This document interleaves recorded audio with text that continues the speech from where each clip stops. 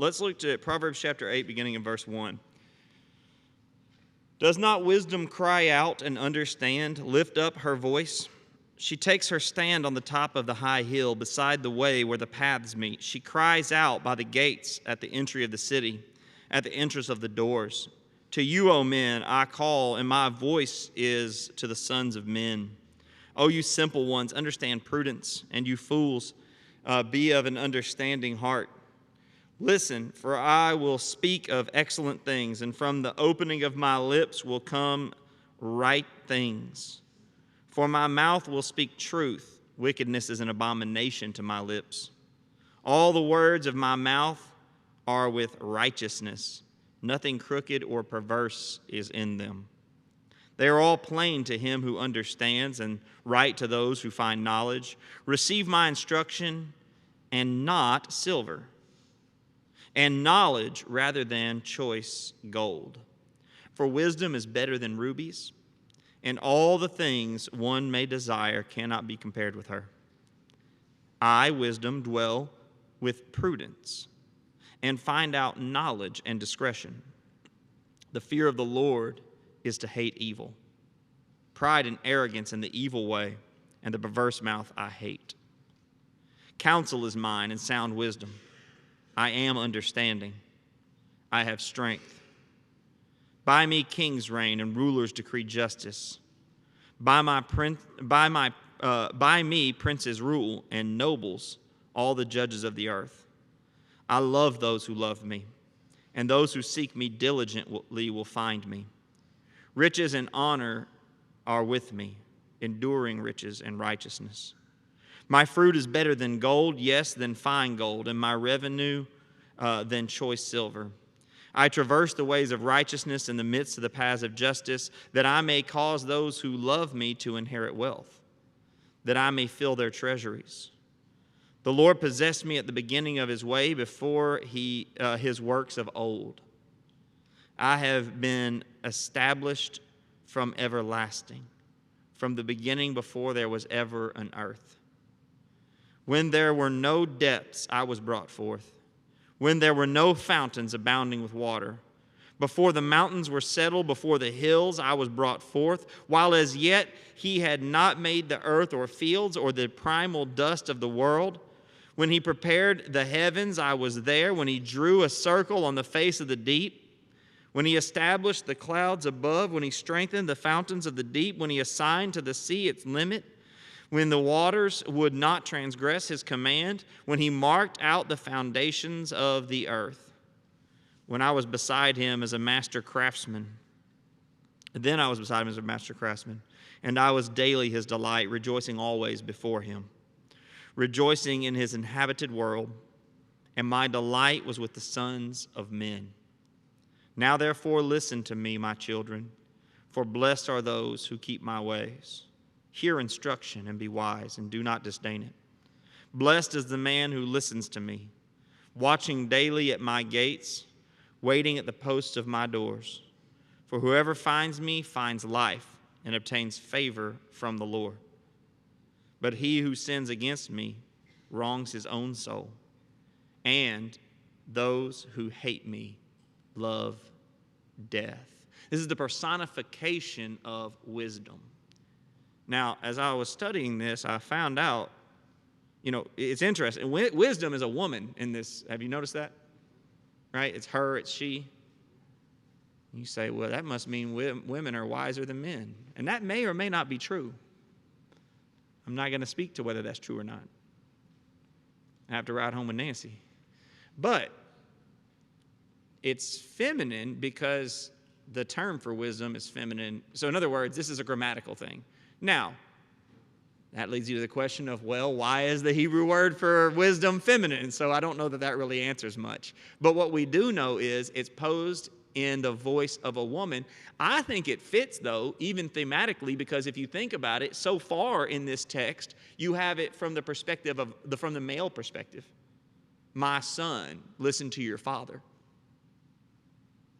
And now you get the female perspective where wisdom is personified as a woman. I wouldn't get too hung up on why that is necessarily, but I would appreciate that children do learn wisdom from their mothers if they have a wise mother.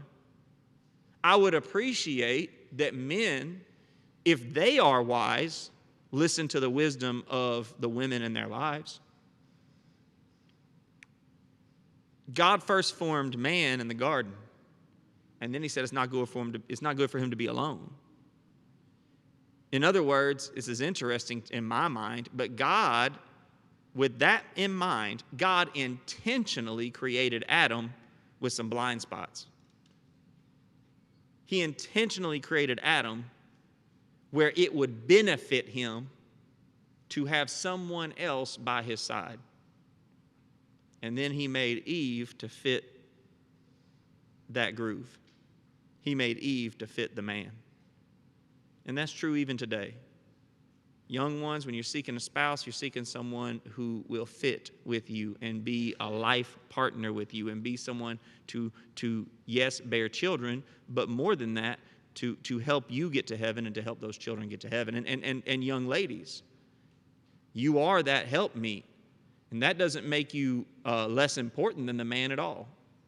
You heard the saying, behind every great man is a great woman. Well, great women should marry great men. Don't if you're a great woman, don't marry a foolish man. Marry a good man with whom you can accomplish those things of life. Now back to Proverbs 8 in the sense of not just that it's a female, but what is said here. And you can't help but notice that probably the best known verse out of this is verse 11. For wisdom is better than rubies, and all the things one may desire cannot be compared with her. The truth of the matter is, you know it and I know it, we desire in this life possessions. And that's not wrong to desire possessions. We need possessions. In other words, if somebody says, you shouldn't desire money, well, that person has never had to buy anything. Money is an excellent tool. Money can become a terrible pit. And so wisdom would dictate not that you shouldn't want rubies. And that's not even what's said here. Don't go home and throw your rubies away. What this is saying is that you need to understand that wisdom is better than anything you can gain in physical wealth. But also, wisdom will help you hold on to that wealth if you do gain it. You look at the statistics sometime. I should have looked them up before the devotion tonight. Look at the statistics at how many professional athletes are flat broke after they make hundreds of thousands or even millions of dollars. They're flat broke within a couple of years after leaving. They made a, I think Netflix made a documentary about that. Might have been a 30 for 30, where they went and talked to different professional, some of them well-known names, and they were flat broke after. You know what they did? They never gained wisdom.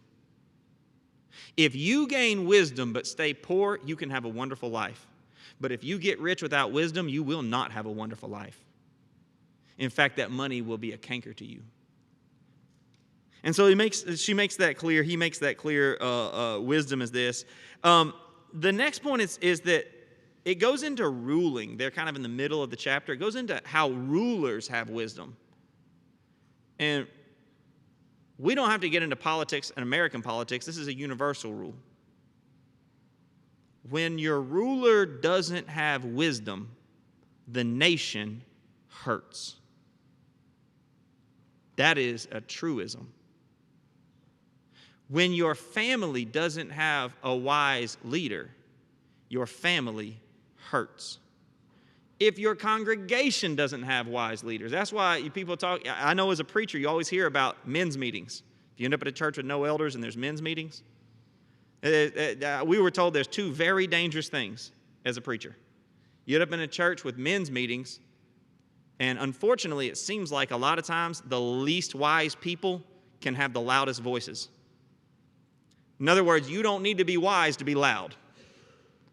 And so what you end up having is you end up having men that are not wise, but either have money or influence, and the church does things that are not wise. And they said the second dangerous thing is appoint a man that shouldn't be an elder to the eldership. And what's going to happen? Well, the church is not going to be led with wisdom. But if instead you take that, and the same thing been true of the home. Now, in the home, you don't have much, there's not going to be any men's meetings. The father either pulls his weight or he doesn't. You don't have a plurality. Even our government has checks and balances. The home, the core element, the smallest individual grouping of people in an organized way is that nuclear home. The best case scenario is for the father to be there. But if the father isn't there, because you can't always control that, there are many ways the father might not be in the home, then the mother needs to have wisdom. And she needs help and support of her family. She's a Christian of her church family. But fathers, hear this. If we don't have wisdom, if you don't have wisdom, gain it. Because it will be your family that pays for it. If you won't listen to the wisdom of your wife, or if you are married to a silly woman, if she's got wisdom, listen to her. If she doesn't, help her gain it. Notice that throughout this, what it's saying is you can gain wisdom. This isn't like people will say, I will never be as fast as Ian, no matter what I do. I can work out every day. One thing, I'm 42, but I can work out every day. I will never be as fast as Ian. It's not going to happen. I can't gain that speed. But I can be wise one day as some of the older men in this room because I can gain it. Wives, if you got a foolish husband, try to help him gain it. If you have a wise husband, try to help support it. And you can take that up to the church level. We've got to gain wisdom. Our elders need wisdom, and they need to continually grow in wisdom. But also, the rest of us men who are maybe younger than them or may not qualify to, we need wisdom. Because if we have wisdom, then our elders can lean on our wisdom when they don't know what to do. They can call us and ask us questions. Plus, those of us who might be elders one day need to be getting wisdom now, because the place to learn wisdom is not in an elder's office. I need to have wisdom before I go there if I want the church to be well. We won't go to the nation. I don't know that I can help with that.